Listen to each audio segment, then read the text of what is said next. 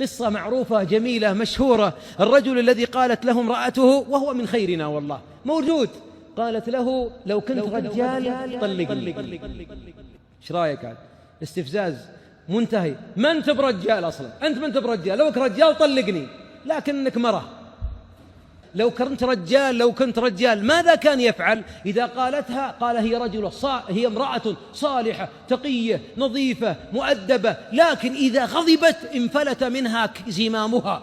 قال فإذا غضبت خرجت مع الباب. هذا حكيم من خير الأمة، يخرج عند الغضب حتى لا يأتي الشيطان. قال فلما زادت وكثر كلامها لو كنت قال أتت مرة قالت لو رجال تعطيني ورقتي الآن، فأعطيتها الورقة في ظرف وقلت في أمان الله، الباب اللي دخلت معه في أمان الله، الآن أثبت لك أني رجل، يلا إلى بيت أهلك.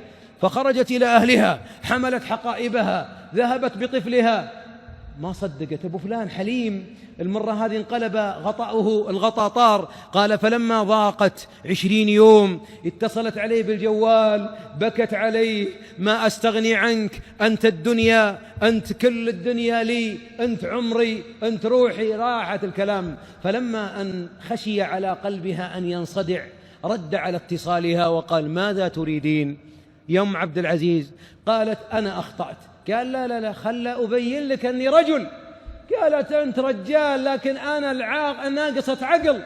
قال ولكن هذا طلبك. فلما خشي على قلبها قال إذن ارجعي للورقة فافتحيها. فتحت الظرف، طلعت الورقة اللي هو كتبها.